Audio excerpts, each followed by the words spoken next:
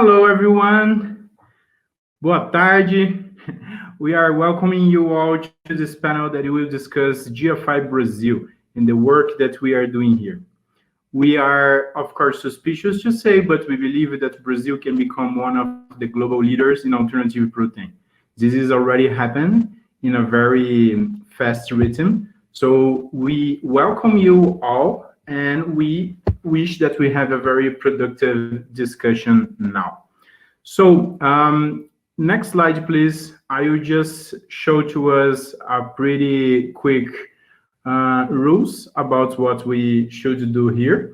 Our panel discussion will have around 45 minutes, so it will take most of the time that we have in here, but our team is in the chat, so if you decide to send questions, we will be happy to answer also in the chat and maybe in the last minutes of this meeting. We are going to show a little video of GFI Brazil today, and after this, there are 3 presentations. The slide before that, please. There are 3 presentations, one from our corporate engagement specialist, that is Guilherme Vilela. He is going to show a little bit about the market in Brazil under this corporate engagement view. After him, we are going to learn a little bit about policy from our policy director, Alexandre Cabral.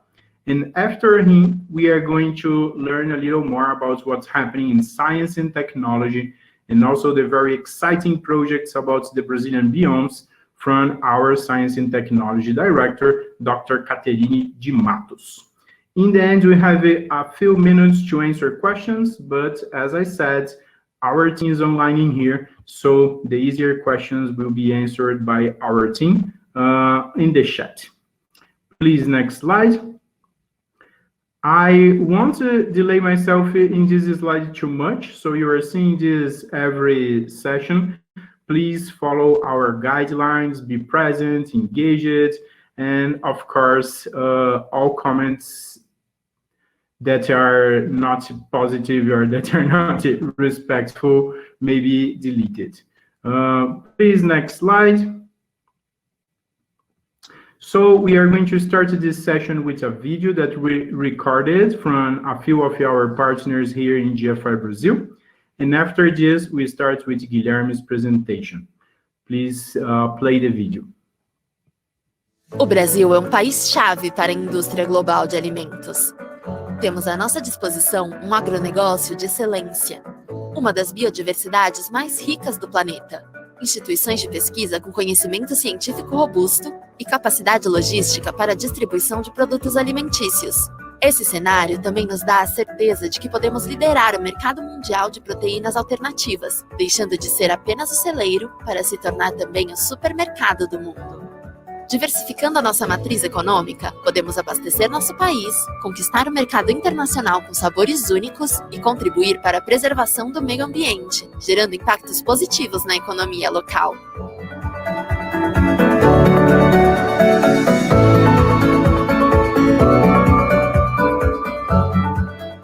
O Brasil é o terceiro maior produtor de alimentos do mundo.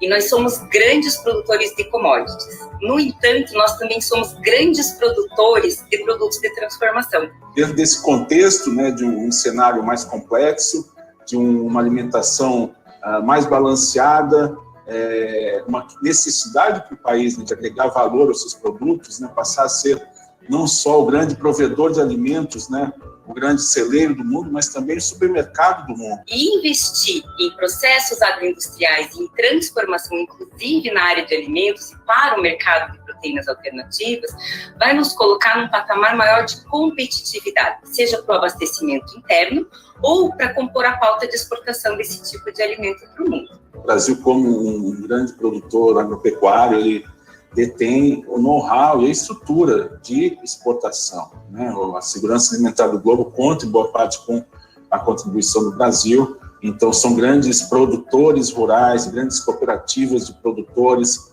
grandes empresas que têm na chave bons canais de distribuição. Como levar esses alimentos para outras partes do mundo de maneira segura, né? Garantindo não só a segurança alimentar, mas também a segurança do alimento. Trabalhar em parceria com clientes, trabalhar em parceria com outras companhias, nos cria um sistema que realmente permite que os produtos brasileiros viajem.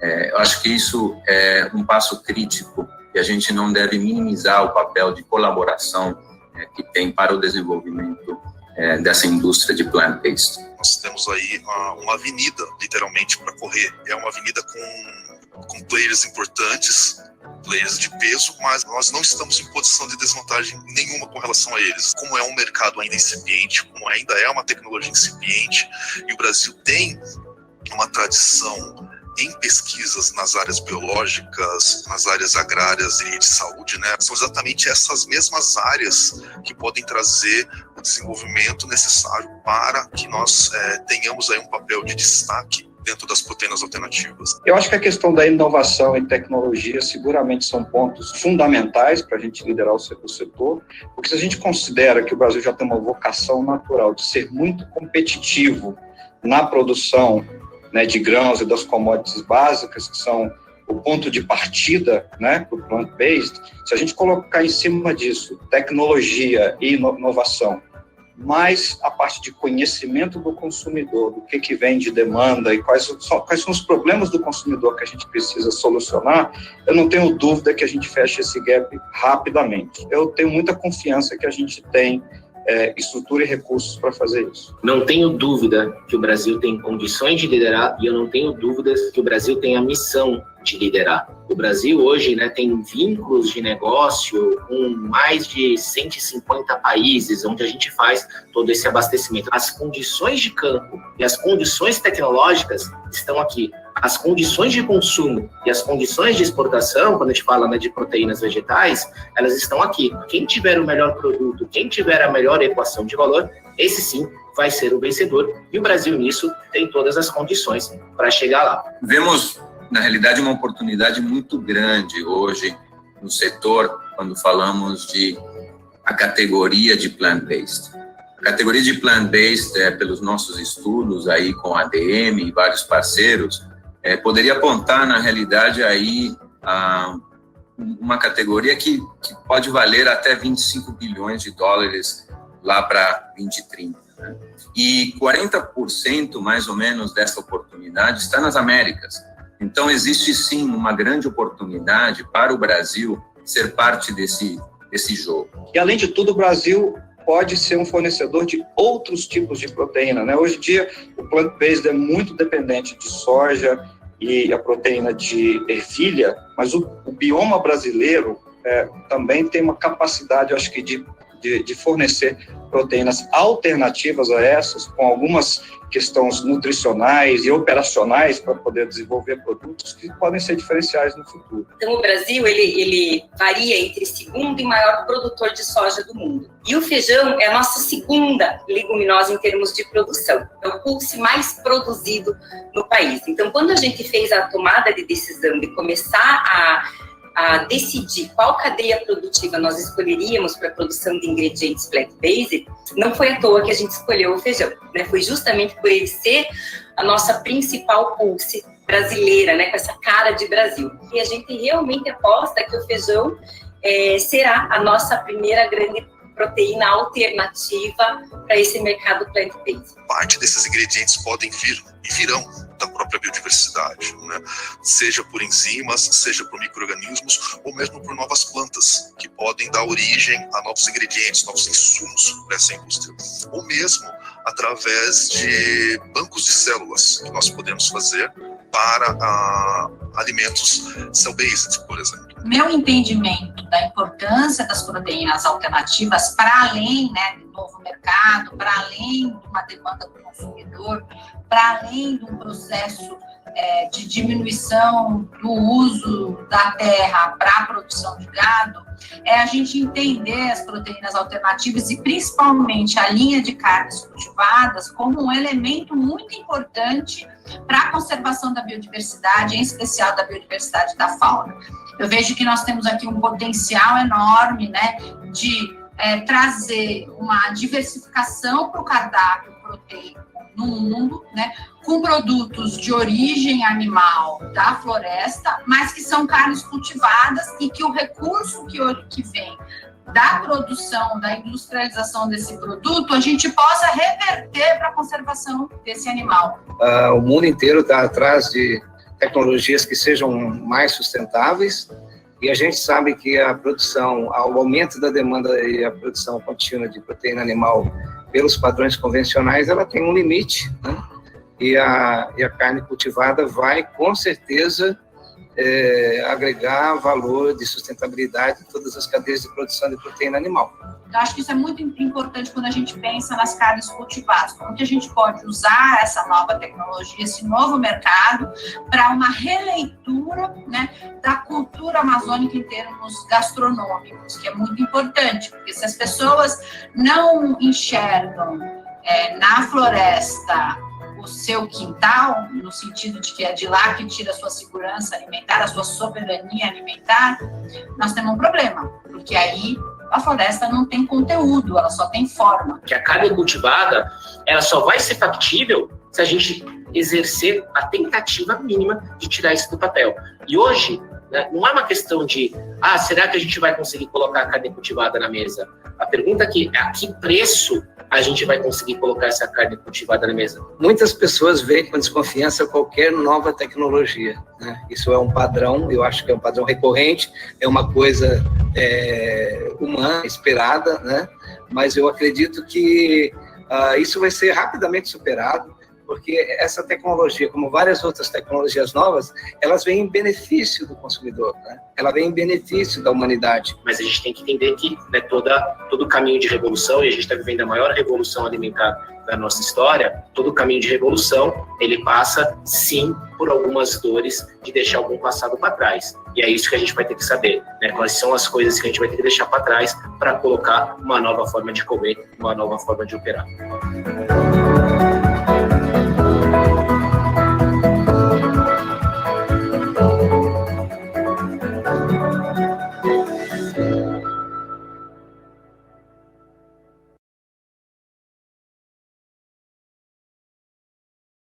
O Brasil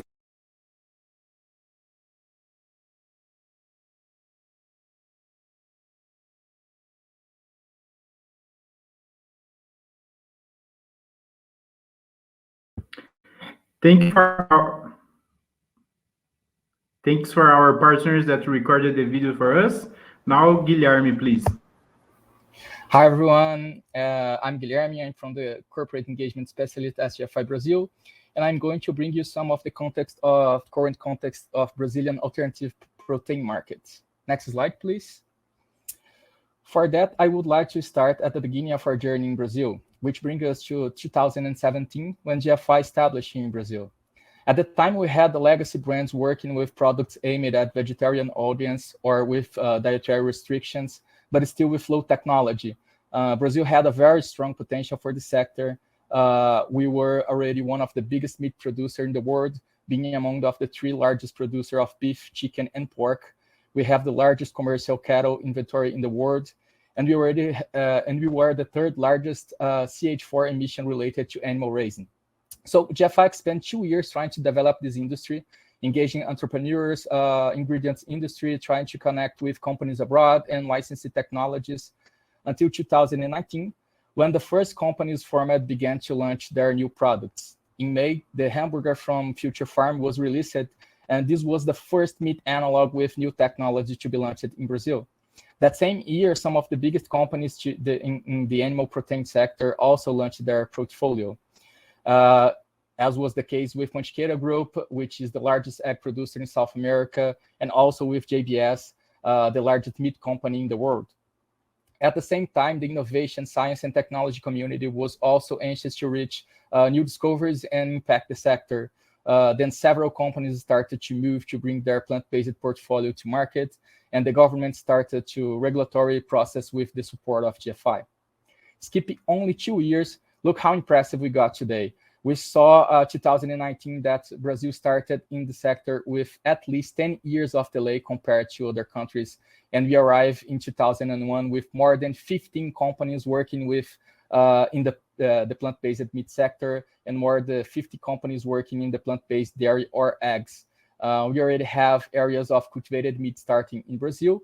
And Brazil has already become an exporter of plant-based meat to more than 25 countries. This is amazing because the products are getting excellent feedback. We are currently have one of the most diverse, highest quality, and most competitively priced products portfolio in the world. That's why we believe that everyone needs to keep an eye on Brazil, as we are going to become one of the biggest, if not the biggest, alternative protein producer in the world. Next slide, please. To understand this movement, let's look a little bit at the consumer perception. Next slide. Last year, the GFI published a survey which was carried out in partnership with a large Brazilian research institute. And we found that 50% of Brazilians were reducing their meat consumption, indicating an increase when compared to data collected in 2018, when the result was 29%. Also, 37% of Brazilians said they had already tried plant-based and were putting these products in their routines. 62% of said the most important factors in choosing these products were taste, aroma, and texture, similar to animal origin or better. We also saw that only 7% of people said they would never buy this category of products, which is a very low rejection thinking of a product category. In 2021, another organization here in Brazil called CVB carried out a survey to complete hours, asking people if they were stopping eating meat willingly or for other reasons such as price.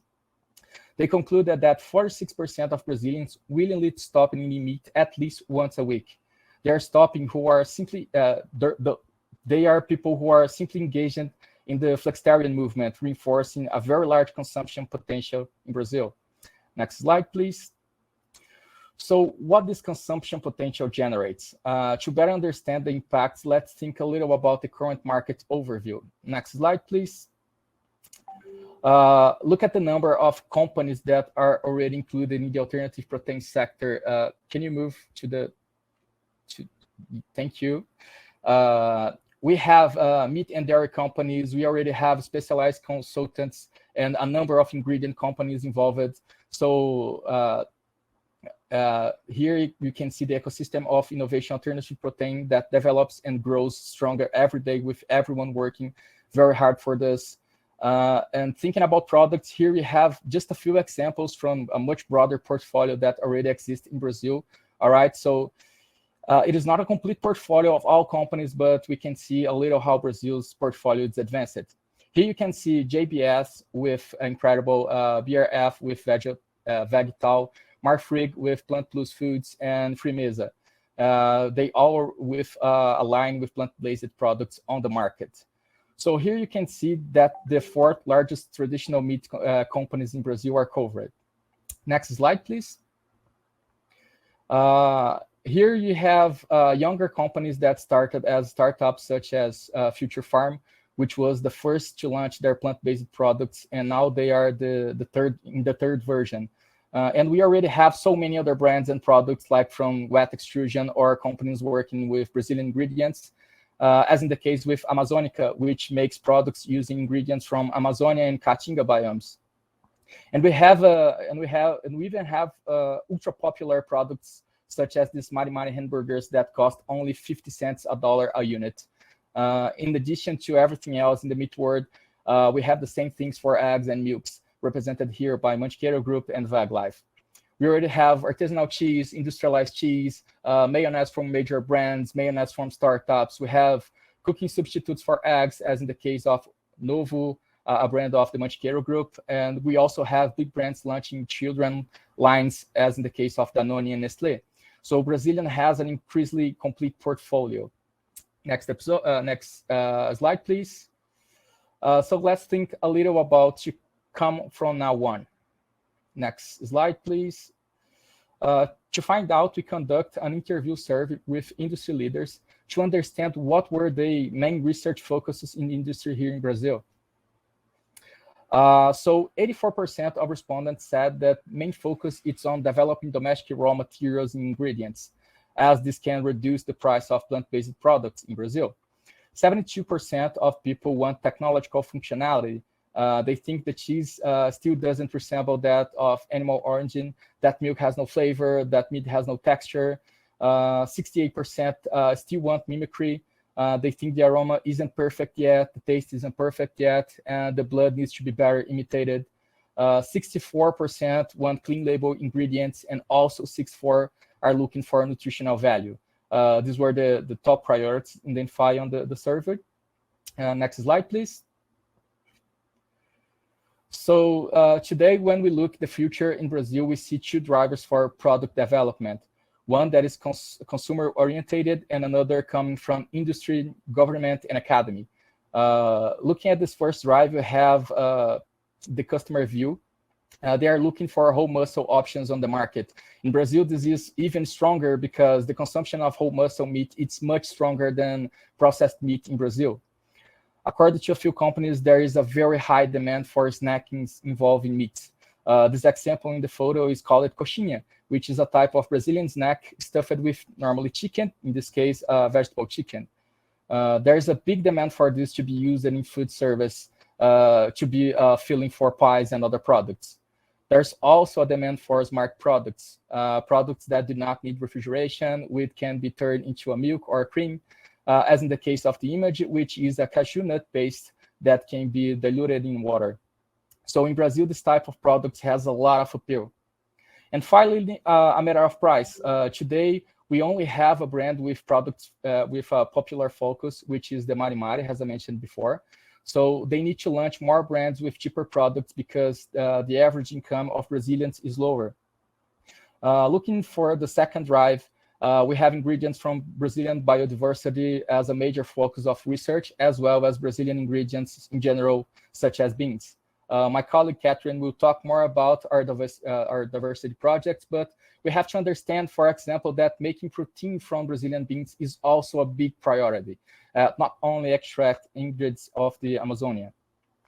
And what we see is that the regulatory world it's going to pull some development needs, because in 2023, we expect the government to publish standards of identity and quality. And also at the same year, frontal labeling standards begins to apply in products that are rich in sodium, in saturated fat, and added sugar. We are going to have many brands relaunching their products to reduce these elements and adapting to the government standards. We also see a very strong trend towards internationalization, as we have already mentioned at the more than 25 countries that Brazil exports. You will definitely see these products being sold in your country, regardless of where you live, and it will get stronger and more present every day. For this to happen, we increasingly need to reduce legal uncertainties and have stronger regulatory framework, and that's why now my colleague Alexandre Cabral is going to take a little bit about, talk a little bit about public policy sector in Brazil. Thank you very much. Cabral, it's with you. Thank you, Guilherme. Let's talk about things happening in Brasília, the capital of Brazil. Please, the next slide. Well, definitely, the use of terms is not influenced by scientific data, nor by nutritional characteristics. Brazilian Ministry of Justice controls the national consumer complaint systems.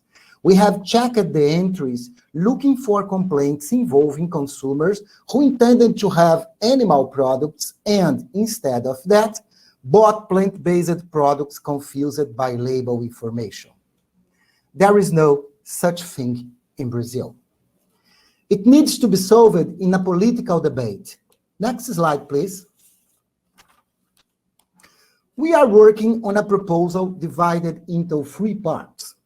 Firstly, the proposal connects its effects to all definitions of nominations and utility terms related to animal proteins, wherever they are defined in the Brazilian legal framework. The main advantage of using the definitions of animal products as a foundation is to build the desired allowance, creating a total coverage for defining alternative protein products. Secondly, defining alternative proteins allows us to focus on high value-added products, intensive in technology in their ingredients and production processes. The old-fashioned vegan burger is neither our enemy, but nor our focus. Finally, the explicit allowances provided by the law could pave the way for a regulatory framework debate without label censoring constraints. We are working in having a preliminary text proposal to present to Congress people aligned with GFI's theory of change until the end of this year. Next slide, please. We need to react to bills we are against, but we cannot limit our activities to this approach because it could be an endless battle. There will always be a new representative acting for a new censorship. The proactive approach turns us into the opponent to be defeated instead of one who needs to defeat. This approach model could be used as a standard for other countries in the Latin America region, starting from the Brazilian experience, a kind of anti-label censorship wave in the region. This year, we are spending almost all of our lobby time in the reactive approach. We plan a smooth transition in the next year to proactive approach, and we intend to have this proactive approach as our primary strategy in 2023 after the presidential elections in the second half of the next year. Next, please. Now, let's move back from politics to policy. Defining a regulatory framework demands the analysis of regulatory impacts, the study of current legislation to be reviewed and adapted, and the new regulatory pieces to be written. This debate needs to be mediated by science and based on reliable, non-biased data. This process needs to be led by regulatory bodies, involving several officials from different ministries, dealing with food safety, tax, consumer defense, and innovation duties. It relies on an intersection of agricultural, industrial, economic, and scientific policies. So far, we have succeeded in committing several ministries to attend the clarion call we've been building since the beginning of the last year. We are now fostering an intergovernmental working group to be started at the beginning of the next year, an opportunity to have all hands on deck with regulatory studies we commissioned as the guideline of the debate. Next. In our field, the future comes from the future itself, not from an enhanced version of the past. We have a vast opportunity to insert alternative proteins into a broader umbrella named sustainable proteins for human consumption. Some animal protein processors are also engaged in this debate, especially the companies playing in both animal and alternative protein fields. So, even having the traditional agricultural players lobbying against it, there are more hands to push forward the change of the Brazilian food system. However, we must resist the temptation to believe that the current animal products regulatory framework will fit the new regulatory measures demanded by alternative protein products. Rather than adapting the current regulatory built layer by layer through decades of animal lobbying activities, we need to develop something new, hand in hand with science, step by step with the government officials. Next. For succeeding in this task, we designed a three-step strategy involving informing the officials using scientific arguments and promoting sharing of regulatory experience among Brazilian and foreign officials. 4 different bodies manage our 3 core Brazilian government. Our strategy focuses on all of them and also reach some peripheric government bodies. The ministries of economy, justice, and science and technology play essential backstage roles, and we built unique speeches for each one of them. We are working hard to make these strategies results be the inspiration for the working group we are fostering to raise, co-led by the Ministry of Agriculture and the Food General Office at the National Health Agency. Next. We commissioned the Food Technology Institute to produce 3 studies focusing on Brazilian regulatory framework, reinforcing the science-mediated aspect of the debate. The reputation of the Food Technology Institute is an essential asset of this work. They require no introductions in the Brazilian government. These studies are expected to be released in early November and will be one of the main pillars for the working group's debates next year. Next, we promoted Scientists Talk to Regulators workshops. Regarding the Align axis, we organized foreign regulators talk to Brazilian regulators workshops. For plant-based, we helped the Ministry of Agriculture organize a debate with the leading industry associations in early December last year and plan to organize one workshop involving foreign plant-based regulators these years. For cultivated meat, we organized a unique workshop. The first edition occurred in late June, and a second edition involving Japanese and Singaporean regulators is planned to be held in late October. Next. But all these will be just words in the wind if we fail to mobilize governmental agents to transform all these debates into the regulatory framework we want for alternative protein sector in Brazil. It was what Mobilize AXIS stands for. The regulatory impact analysis for plant-based has already begun with a public request for comments open for contributions by 90 days, closed in early September. Additionally, GFI Brazil is finishing a nutritional study with a final version expected to this year end. We hope to have cultivated food regulatory analysis starting at the beginning of the next year, and also hope the Ministry of Agriculture could place this theme in the national policy of modern food system.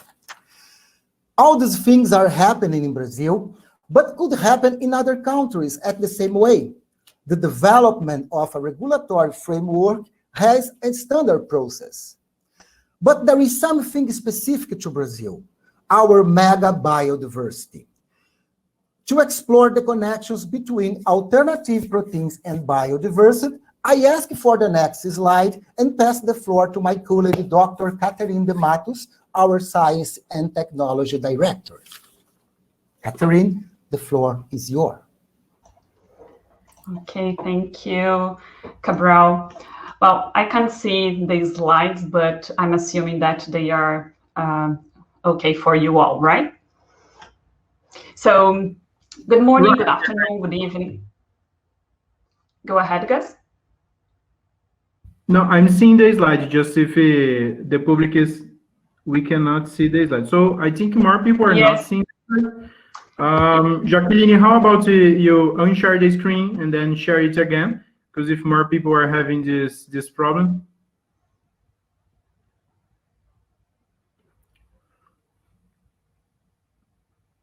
Good that we are 2 minutes ahead of time, so we can have it. That's good.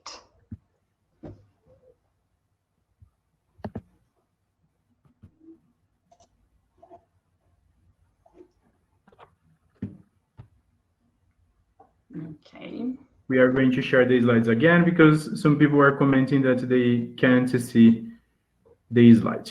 Mm-hmm.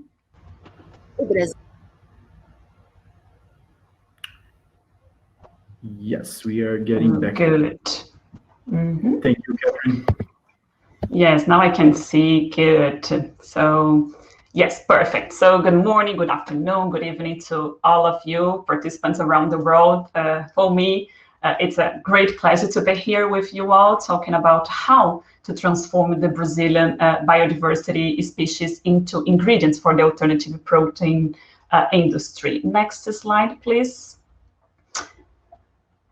Next slide. Yes, so first, we need to understand a little about the Brazilian market for alternative proteins. So if we look at the ingredients list of the products in the Brazilian shelves, we notice that the protein source is still very limited. So in order to grasp a better understanding of this scenario, we here in GFI Brazil mapped all the ingredients, especially the source of protein, of plant-based meat products produced by the big players currently in place. So we found that the main protein sources are soy and peas. And so why is the industry still restricted to soy and peas? Well, these are ingredients which supply chains have been well developed, established, and promoted for decades, right? Moreover, it's important to highlight that in Brazil, most of these protein crops are imported, such as peas from Belgium, which highly impacts on the cost of production. And in order to have a better understanding of this scenario, we conducted a survey with industries to understand their needs, to understand their demands regarding the development of plant-based products. Next slide, please. So I can't see any more these slides, but I assume that you are all with them on your screen, right? So I'll keep presenting.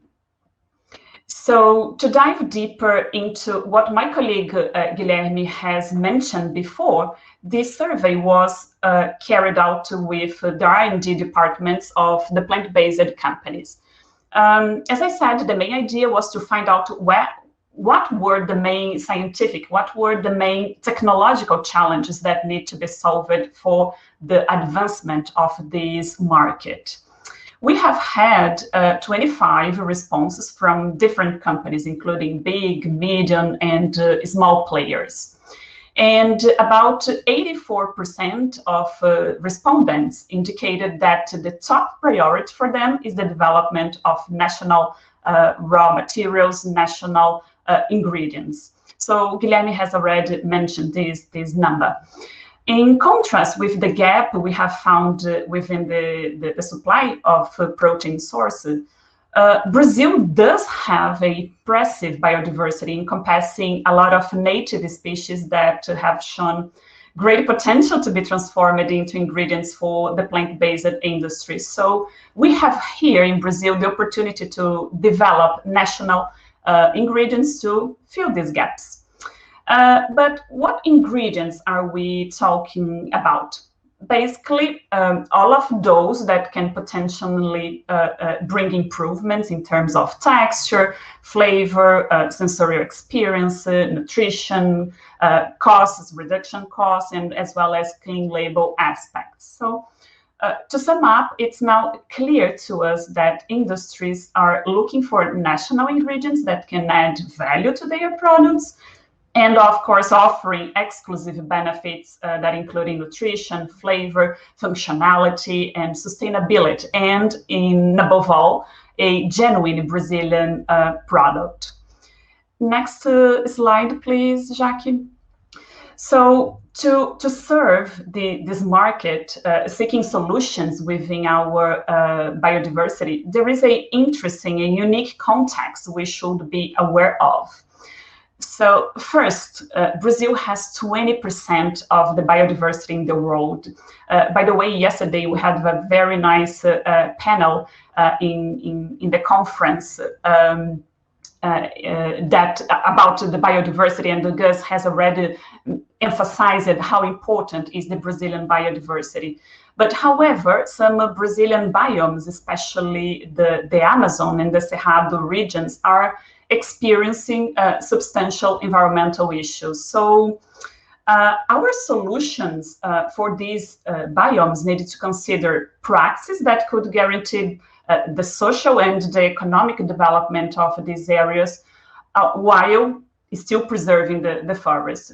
Thus, we are focusing on a production practice known as vegetable or plant extractivism, which means the process of extracting vegetable natural resources from the forest to sell in the market, mostly raw.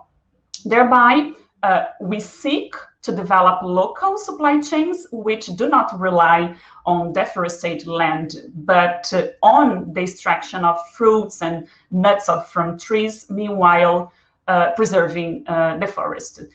So today, as mentioned yesterday by the panelists in the biodiversity panel, thousands of families are economically dependent on vegetable extraction practice. So what we are looking for is a way to develop the Brazilian alternative protein market by utilizing and adding value to products native from its biomes and generating income opportunities for local communities, promoting the preservation of biodiversity and the sustainable use of these natural resources.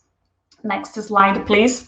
So for those who might be wondering what I mean when I say that Brazil has 20% of the world's biodiversity, actually, Brazil is home to the greatest biological diversity on the planet. Here, as shown in the picture in the slide, you can see our 6 different biomes. So Amazon, Cerrado, Caatinga, Atlantic Forest, Pantanal, and Pampa.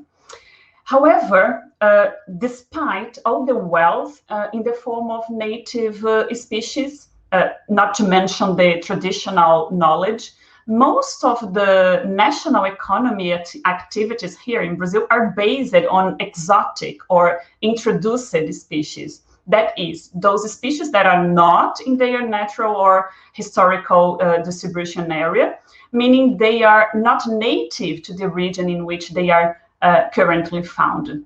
To give you just a few examples, in agriculture, we have sugarcane from New Guinea, coffee from Ethiopia, rice from the Philippines, soybeans and oranges from China, and so on. So this paradox brings to light a pressing idea. It's essential that Brazil intensifies research to find solutions for a more sustainable and efficient use of its biodiversity, and of course, while maintaining the guaranteed access to exotic genetic resources. Next slide. So it's undeniable that we have a fantastic opportunity to develop new ingredients, considering the great availability of raw materials through the native species found within our biomes. And by doing so, meeting the urgent demand of the plant-based market for national ingredients. For this to happen, it's necessary, it's crucial to invest in science and technology, to find solutions for the industry that promote environmental conservation and the development of local communities. So the Biomes Project emerged in GFI Brazil then to meet these ends, aiming to foster research around native species while preserving the forest and the local tradition, and at the same time, developing local communities by creating new opportunities to generate income through the added value in their production chains. So these ingredients can be found in the forms of protein, fiber, oil, bioactive compounds that can contribute to development of delicious, nutritious, and sustainable plant-based products. Next slide, please. In addition to this demand for national ingredients, the survey that we conducted here in GFI Brazil has also pointed out that these ingredients should improve also some aspects of the products. For example, the sensorial, nutrition, the cost, to reduce the cost, and also to promote clean label claims. Therefore, the focus of the Biomes Project is precisely to fund research that will develop ingredients with these characteristics. Next slide. So now I will get more into the specifics of our program. Our first round of funding focuses on species from the 2 largest Brazilian biomes, so the Amazon and the Cerrado. So we are focused on these 2 biomes to find potential ingredients for the alternative protein market. So we selected 7 species with technical and economical potential to meet the demands of the industries. And I have to confess that it was extremely difficult. It was a challenge to select only 7, since there are hundreds of other species to be explored in these 2 biomes. In fact, not only in these 2 biomes, noted that we have 4 other biomes in Brazil, meaning that we have an infinite number of opportunities to be researched. Anyways, I would like to quickly introduce you to the 7 selected species. They are babaçu, Brazilian nut, cupuaçu, guaraná, baru, macaúba, and pequi. We do have Brazilians here in the audience, I can see, so you may recognize some of them. So in addition to their beautiful visuals, they are extremely tasty. And I can attest to that because I have had the opportunity to try some of them out. And by the way, some of them, like guaraná, got really popular nationwide. Next slide. So why are these native species so special? The most interesting aspect to highlight here is that in addition to these products themselves, their processing byproducts, which are unfortunately usually discarded, are also full of potential. In general, the almonds are rich in oil. So after the extraction of these oils, we can obtain a defatted flour, which is rich in proteins. The peels. So peels are generally rich in fiber, and seeds contain oil, fiber, and protein. So you can see that these byproducts are nutritionally and functionally interesting to and present us with great opportunities for adding value to products in the plant-based industry. As an example, I bring the case of guaraná from the Amazon biome. Guaraná is usually sold in the form of a syrup or powder. And both syrup and the powder are produced from the roasted guaraná seeds, which contains about 15% of protein and 40% of fiber. But the guaraná's peel and pulp are byproducts. And usually they are discarded as waste, so which is unfortunate, right? So considering that the peel has about 10% of protein and 70% of fiber, and the pulp has approximately 17% of protein. So we see how many interesting features are thrown away in this case alone. Now, imagine this, in addition to all other byproducts discarded along these production chains, how many opportunities are we literally throwing away? Next slide. Well, the true value of Brazilian biodiversity is unmeasurable, right? We know this, and in GFI Brazil, we want to play a role in adding economic value to it, of course, in a sustainable way. So with the Biomes Project, we here in GFI Brazil, we started writing this beautiful story we are so proud of. And in our first round of research funding, we could already feel the fantastic potential of this project when we receive 80 research proposals offering innovative solutions for the plant-based market with distinctive approaches to these 7 species from the Amazon and Cerrado biomes. Due to funding limitations, we are only able to fund 7 proposals for now. However, there are lots of proposals with incredible potential that are waiting for funding opportunities. And we know we can take this further. We know there is much more to be explored, covering many other species from these and other biomes not yet unfold. So if you are interested in supporting this initiative, please come talk to us. Next slide, please. And this is my last slide, I promise. So finally, I would like to end my presentation by inviting you all to reimagine the future of food with us. So can you imagine that by acknowledging the various possibilities within our biodiversity, we can obtain sustainable ingredients and apply them to delicious, nutritious, and accessible plant-based products?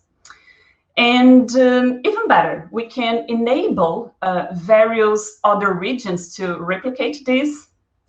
Well, here in GFI Brazil, we do imagine it. And this is only the beginning of the fulfillment of our imagination. Are you ready to manage all this with us? So with that, I thank you all so much, and I hope you enjoyed learning a little bit about all these amazing possibilities for the plant-based universe as much as we in GFI Brazil did. Now I turn it over to you, Gus. Thank you. Thank you. So I just want to make a quick intro about our team here in Brazil. We are amazed to be hiring all these talented people to work with us and advance the alternative protein mission. So thank you also for our supporters, donors, partners, and everyone that's been allowing this work to happen. Next slide, please. We are also listing some useful resources that you can probably consult in here too. There is a show more information, but will be available in the slide. And we want to reinforce that there's a lot of space for networking. So if you are interested in these projects, please feel free to reach out to our team and talk about it. We are very passionate about everything that is happening here. So now let's have some discussion. We have just a few more minutes. Jacques, I think you can stop the slide sharing now. Thank you. And I invite everyone back to the stage so we can answer. There is a good point here from Olga Bernal about how the companies can invest in the biodiversity side without being considered just doing greenwashing, right? I want to comment a little bit about this. And first, I agree with Santiago here, the answer, right? He made a very simple answer, that is by actually making real contributions to biodiversity. I think this is a very correct way of seeing this matter. But going a little deeper in this answer, I would like to point two sides of this equation that I think are super important. First is the investment in science. You know, we have a lot of problems in the biodiversity. That is when people invest in the forest for a few years and then they go out and abandon these projects, and these projects end up not being real impacts for the communities that are producing. So investing in science is a very interesting side of the biodiversity investment because it's a knowledge that we will never lose. Today we have the baru seed. We know how to sell the baru seed, but we don't know how to do anything else with the baru seed.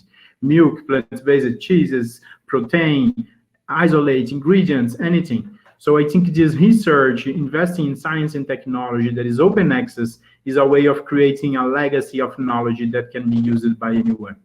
And also by investing in the communities. We are discussing a lot and we are working with partners that do community intervention. So they will be there working with the producing communities so these communities can adapt themselves and provide the market with these ingredients. We have Michael here asking to join, so I'm not sure if he wants to make a question or if he clicked by mistake. So please confirm to me in here in the chat. And Noel has a point. Can you say more about Brazil's opportunity to export alternative protein to other countries in South America and Central America? Perhaps also Brazil opportunity to seed new companies in LAC countries so they can grow their domestic economies. This will be a very important focus for us starting now. We think Brazil is an important regional leader in Latin America and Caribbean. And I would say the whole region has a lot of potential to become exporter of these products. There is a huge meat production in the area, and there is also a very relevant crops and plants production in the area. As you know, the Amazon rainforest is not only in Brazil, and we have a very important biomes through LAC, that's Latin American Caribbean. So I think we are trying to leverage the work that we are doing here in Brazil to stimulate other endeavors in Latin America and to make Latin America grow this market as well.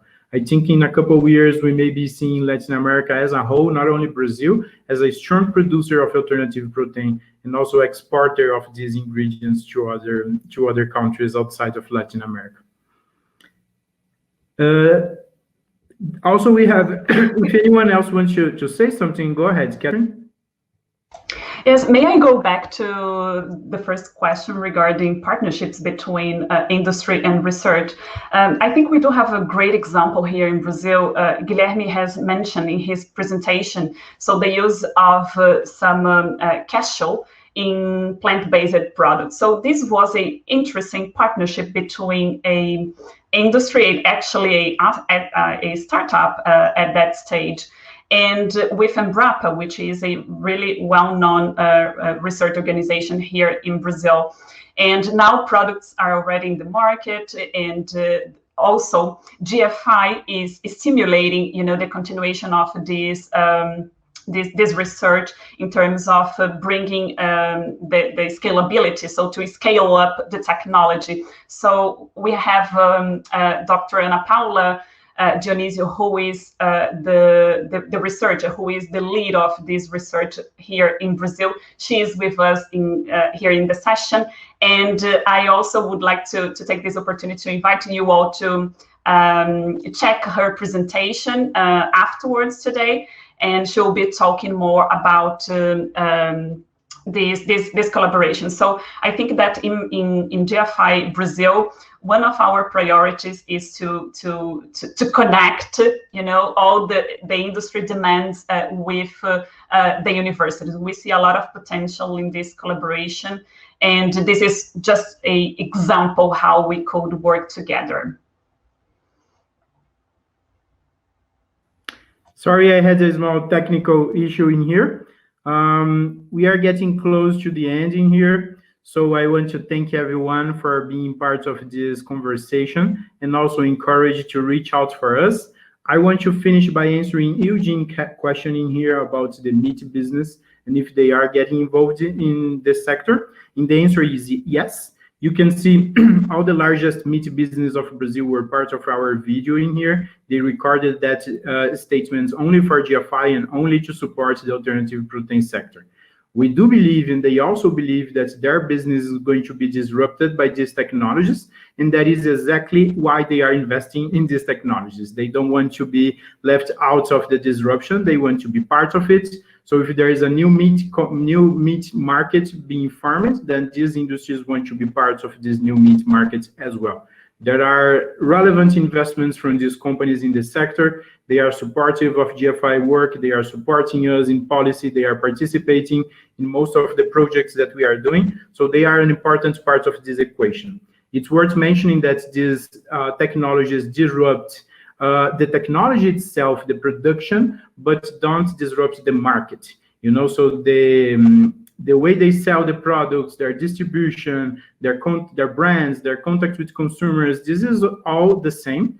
So that's why these brands are so important. Just one example, JBS, when they started distributing these products, in 2 months, it was all around Brazil because they are a company this big. So it is very, very important to have their participation, and they are really engaged in the sector. So that's it. Very good news for Brazil and for our markets now. I, again, encourage everyone that wants to talk to us and discuss projects here in the region. Thank you very much for Alexandre Cabral, Dr. Katherine de Matos, Guilherme Vilela, and also Jaqueline Guzmão that is helping here with the tech support. Thank you and enjoy the conference.